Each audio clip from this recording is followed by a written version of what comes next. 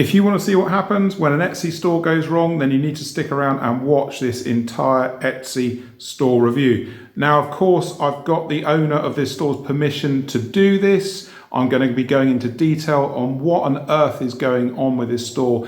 When the owner of the store commented in my YouTube comments, I literally wanted to chew his arm off to get a review of this store for his benefit and for you guys' benefits as well, because as you know, on YouTube there's so many people talking about Etsy and getting you to do really ridiculous things in your store because they tell you it's going to make you more sales and you're going to become rich. Not that this guy followed that bad advice, but his store has ended up like so many other people's stores. Perhaps this looks like your store in Etsy at the moment. So let's get into this store review. I guarantee you my mouth hit the floor when I saw this store. Let's see what's going on with it and how we can make it better.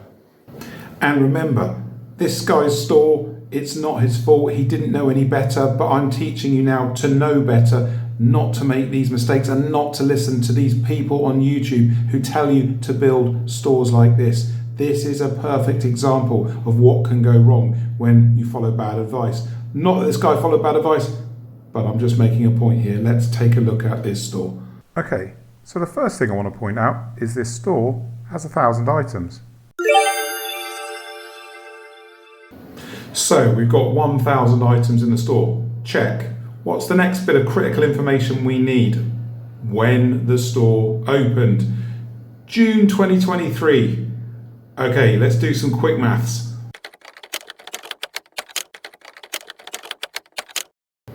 So we've got an Etsy store opened in June 2023 with over 1,000 items in it, which is equivalent to over 14 listings a day added into the store. And if you've spent any time on YouTube looking around for Etsy advice, I guarantee you there's at least 2 or 3 YouTubers, possibly more, telling you to list at this speed and higher. I know of 2 that talk about listing at 20 to 50 items a day in your store.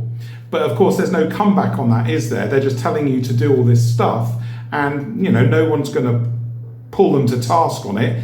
But here's the reality. This is a store that built at a rate of around 14 listings a day. I checked the listings, it went up and down a bit in terms of how many listings per day were added. But at an average of 14 a day, you are going to end up with a gigantic store with absolutely no sales at all, which is the case of this store. Okay, it's got 2 sales, but for 1,000 items, that is insanely low.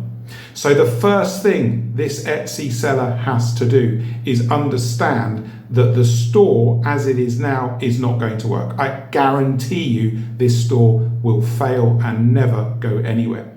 So the very first thing to do is understand we've got to change what's in the store. So at the moment, it's got 1,000 items in the store. Let's look more closely at what this seller is selling and what we can do about it to start making this store far more appealing to Etsy customers and start to get some sales. Because as it is right now, it's not selling anything. Let's get into what's in the store. Okay, so here we are in the store, and what I want us to look at is what is going on here with the items in the store. So if we look here, as I say, 1,000 items in the store, and these sections on the left hand side literally read like a POD product inventory list. If you go to Printful or Printify as an example, these are all the products that you can sell. And this store literally looks like a full print-on-demand catalogue. But the problem here is we've got everything: sweatshirts, hoodies, phone cases, shoes, mouse pads, games. It's literally a hodgepodge or mishmash of products just thrown into a store with absolutely no focus and identity. That's the first problem. And Etsy and POD companies make this so easy to do. Literally just slap the designs on the products, send them over to Etsy, job done. That's the first problem. We've got a mishmash. There's no focus at the product level. Now, when we look at the products themselves, we see the number one fault that I've identified with Etsy sellers who do POD. And that is, there is absolutely no niching or sub-niching of designs inside this store. We've got palm tree tapestries.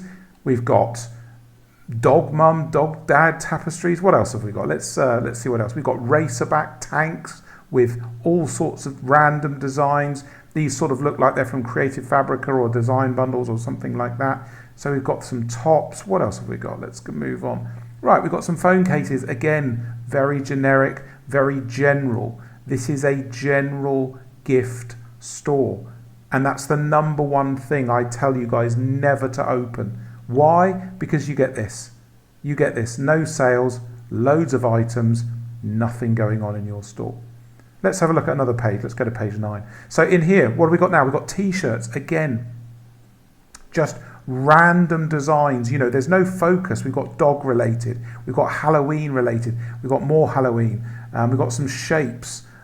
We've got some ice creams or something there. I'm not sure what they are. Yeah, they're ice creams. And then we've got some rhinoceros tapestries. It's literally all over the place. So for this seller to start making sales, we're going to have to take a Swiss Army knife. We're going to have to do some surgical movements here to get this store to start selling and start performing. Let me explain to you how we're going to do that now. Right then.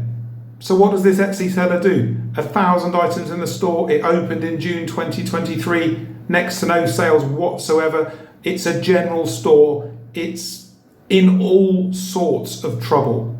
And this advice on YouTube builds these kinds of stores. And I'm the guy that these sellers come to when they need help. I've seen endless stores like this and I've had to fix them. So here's the bombshell advice. Here's the piece of the puzzle that makes most sense for this seller in this situation. And that is they're going to close this store and they need to open a new store. This store's not going to work. It's gone too high, too fast, no direction whatsoever. I wouldn't spend any time wasting energy trying to get this to work. No, close this store, and then the next step is this. Prior to opening up the new store, the seller is going to choose a viable niche and sub-niche set.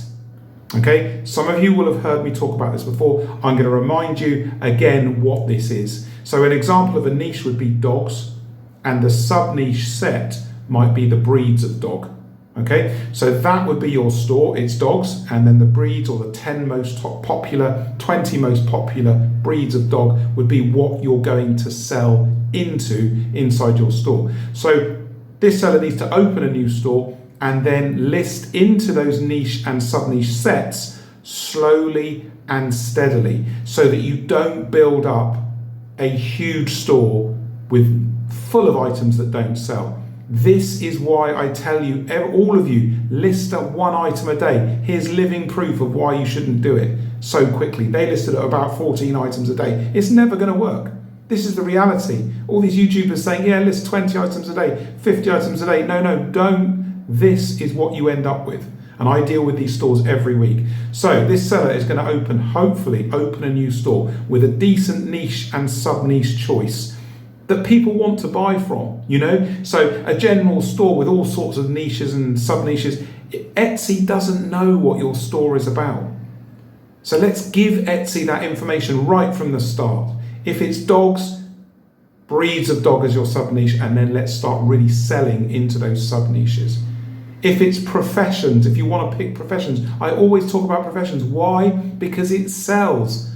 Everybody knows somebody they work with in a profession. Everybody can buy from someone else, or from someone else, gift to someone else in a profession. It's highly in demand.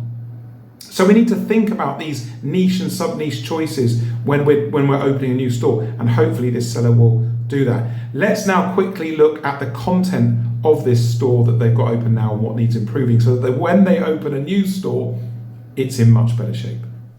Right, let me now show you what I mean when I talk about sub-niching. So when I talk about having lots of different products in your store but targeted to decent sub-niches, let me show you what I mean. So if I type dog inside this store's search bar, we get some dog products, and let me just show you one thing. So this one here, this product here,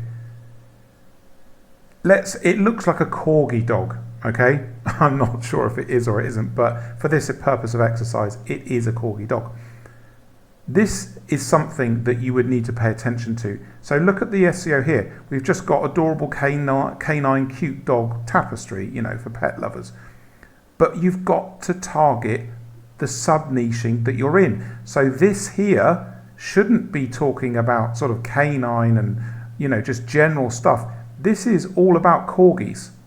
So this needs to be highly targeted in the SEO, all about corgi dogs, so that people looking for relevant products for the dog that they love and the dog that they own get this product shown to them when they are searching for it.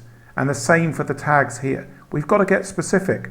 Pet lovers, dog lover gifts, which is all one word, home decor, dog owner. This whole thing here is incredibly generic. And this again is like a general gift store in SEO. But we've got to target the corgi, the fact that this is a certain type of dog. Do you see what I'm saying? And this is the problem in this store. So I wanted to show you this example so you could really understand what I'm saying here. Get specific, get targeted, and you're going to start to get relevant customers showing up for your products and start to make more sales. So for this seller to succeed, they're going to need to close this store, open a new Etsy store, have a decent evergreen niche and sub-niche set, list slowly and steadily into the store. One listing per day, guys. You all know that I keep saying this. This is the reason why you list at one item a day and not 5 and not 10 and not 20. That's the store you end up with if you do it. List slowly and steadily.